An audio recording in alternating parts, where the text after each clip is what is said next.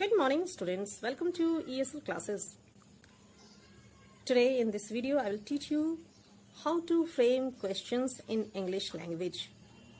So in previous video, I taught you types of sentences. There are few sentences which give you some information, and interrogative sentence seeks some information. It wants some information.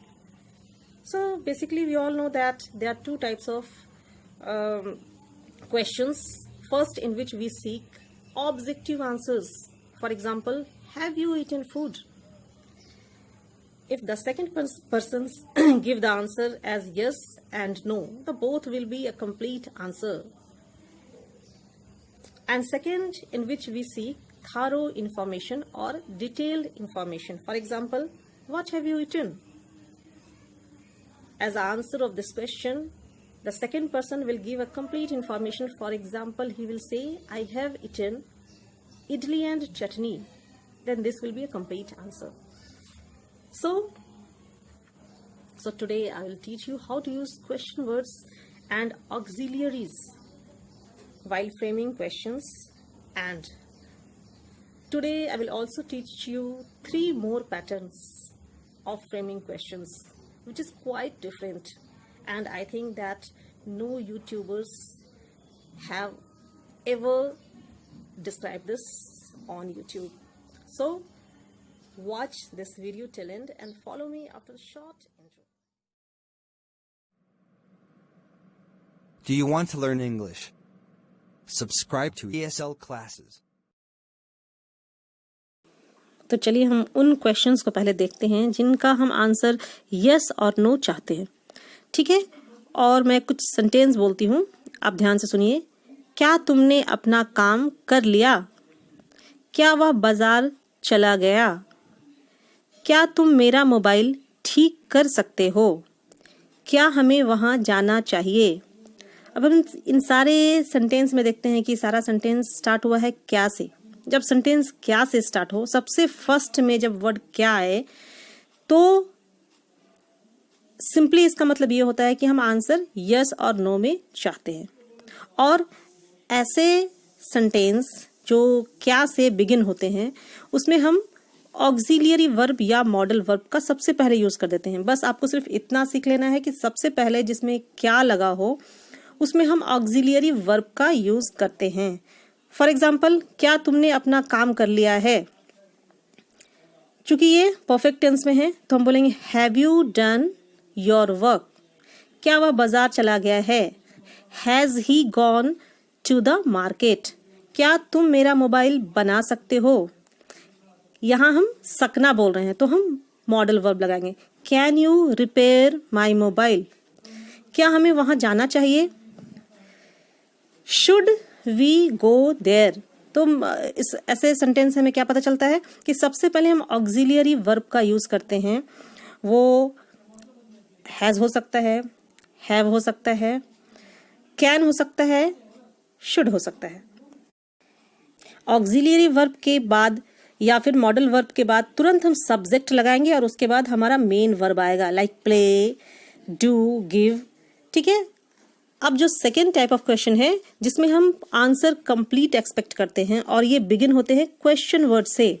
ठीक है. हिंदी में जब हम इन statement को बोलते हैं, तुम कहाँ जाते हो? वह घर पर क्या करता है? तो ये क्वेश्चन वर्ड हम देखते हैं कि सेंटेंस के बीच में आता है. तो हम हिंदी में बोल करके देखेंगे, जिस सेंटेंस के बीच में हिंदी सेंटेंस के बीच में क्वेश्चन वर्ड आए, तो ऐसे क्वेश्चन में हम पूरा आंसर एक्सपेक्ट करते हैं, और इंग्लिश में हम क्वेश्चन वर्ड सबसे पहले डालते हैं. चलिए हम देखते हैं. वह कहाँ जाता है? वेयर डज ही गो? तुम घर पर क्या करते हो? What do you do at home? यहाँ हमने डू का यूज 2 बार किया, क्योंकि एक डू हमारा मेन वर्ब है और एक डू ऑक्सिलियरी है. वह बर्गर कैसे बनाती है? How does she make burger? तुम्हारे शिक्षक तुम्हें कब पढ़ाते हैं? When does your teacher teach you? तुम्हें कौन सा डिश पसंद है? विच डिश डू यू लाइक? तुम किसे सबसे ज्यादा याद करते हो? whom do you miss the most? अब इन सारे स्टेटमेंट में हमने देखा कि क्वेश्चन वर्ड सबसे पहले आया है वेयर, व्हाट, हाउ, व्हेन, विच, हुम। और जो हमारा पहला वाला स्ट्रक्चर था जिसमें हमने ऑक्सिलियरी, सब्जेक्ट और मेन वर्ब लगाया था, उसके पहले हमको सिर्फ क्वेश्चन वर्ड को ऐड कर देना है, तो हमारा बन जाएगा सेकेंड टाइप ऑफ क्वेश्चन जिसमें हम डिटेल्ड आंसर एक्सपेक्ट करते हैं। सो हमारा जो थर्ड टाइप जो क्वेश्चन है वो है क्वेश्चन टैग्स। तो let me tell you that question tags are type of question in which we want to confirm the answer. ये ऐसे क्वेश्चन होते हैं जिनमें हम आंसर को कंफर्म करते हैं। Means the person asking the question already know the answer. Means हम लोगों को आंसर पता होता है, हम सिर्फ कंफर्म करना चाहते हैं। और ऐसे स्टेटमेंट के अंत में ना लगा होता है। फॉर एग्जाम्पल, अगर हम किसी से पूछते हैं तुम पार्टी में आ रहे हो ना, इसका मतलब ये होता है कि मुझे ये पता है कि वो आने वाला है, लेकिन कहीं कोई डेविएशन तो नहीं हुआ, क्या उसने कैंसिल तो नहीं कर दिया, इसलिए हम कंफर्म करते हैं कि तुम आ रहे हो ना। ठीक है, जॉन तुम्हारी मदद करता है ना। ठीक है, तो अब हम देखते हैं कि यहाँ ऐसे सेंटेंस में लास्ट में ना आता है जिसमें हम कंफर्म करते हैं। तो अगर ये स्टेटमेंट पॉजिटिव होता है तो हमारा क्वेश्चन टैग्स जो है वो क्या बन जाता है, वो निगेटिव लगाते हैं, निगेटिव कॉन्ट्रैक्शन। चलिए हम देखते हैं एग्जांपल। और स्टेटमेंट हमारा सिंपल होता है, you are coming to the party aren't you. तो यहां हमने देखा कि you are coming to the party एक सिंपल स्टेटमेंट है। अगर उसमें हम जोड़ते हैं aren't you, are plus not का कॉन्ट्रैक्शन होता है आंट, आंट यू, तो इसका मतलब होता है कि हम कंफर्म कर रहे हैं और ये क्वेश्चन टैग्स हो जाता है हमारा। दूसरा एग्जांपल देखते हैं, जॉन तुम्हारी मदद करता है ना, जॉन हेल्प्स यू।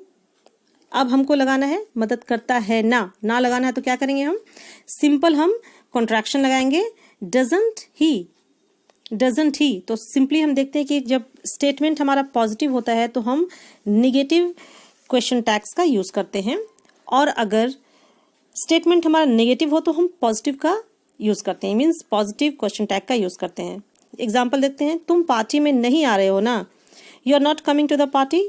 चूंकि ये नॉट है, निगेटिव है, तो हम क्या करेंगे, आर यू। यहां हम पॉजिटिव क्वेश्चन टैग्स का यूज करेंगे।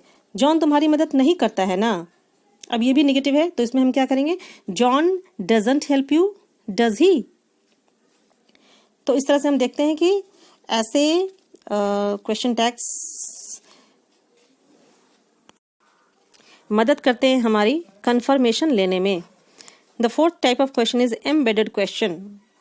This is also called indirect question. इसको हम इनडायरेक्ट क्वेश्चन भी कहते हैं क्योंकि ये क्वेश्चन डायरेक्ट उस आदमी से ना पूछ करके किसी और से पूछते हैं। फॉर एग्जाम्पल, ये हम किसी सेकंड पर्सन से पूछते हैं, किसी थर्ड पर्सन के बारे में इंफॉर्मेशन के लिए। एग्जाम्पल, क्या आपको पता है कि वह कहाँ जाता है? क्या आप मुझे बता सकते हैं कि मिस्टर राज कहाँ रहते हैं? तो हम देखते हैं कि इसमें दो क्वेश्चन जुटे हुए हैं, फर्स्ट क्लॉज और सेकंड क्लॉज।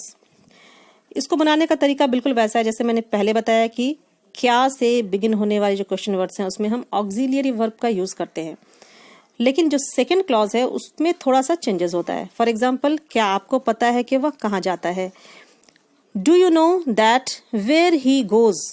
अब यहाँ हम वेयर डज ही गो नहीं करेंगे क्योंकि ये क्वेश्चन हम डायरेक्ट उस आदमी से नहीं पूछ रहे हैं, तो इसलिए इसका स्ट्रक्चर होगा वेयर ही गोज। क्या आप मुझे बता सकते हैं कि मिस्टर राज कहाँ रहते हैं? Can you please tell me that where mister Roy lives? तो ये क्वेश्चन ऑर्डर होता है एम्बेडेड क्वेश्चन का।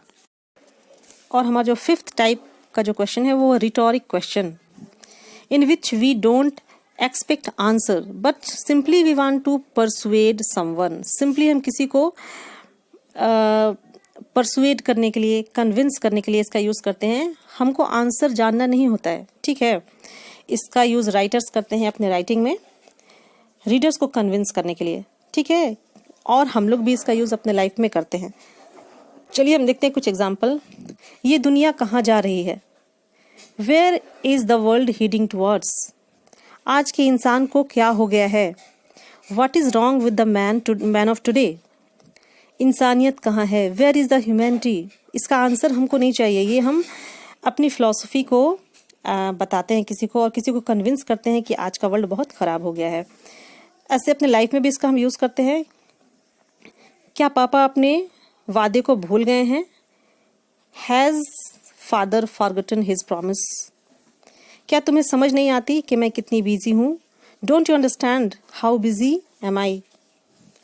तो इस तरह से हम देखते हैं कि रिटोरिक क्वेश्चन सिंपली पूछा जाता है आंसर जानने के लिए नहीं, किसी चीज़ को समझाने के लिए, ज़्यादा अच्छे से फिलोसॉफिकल वे में किसी चीज़ को समझाने के लिए और किसी को मनाने के लिए भी इसका यूज़ करते हैं। तो I hope you have understood how to frame the question and how many types of questions are there in English language.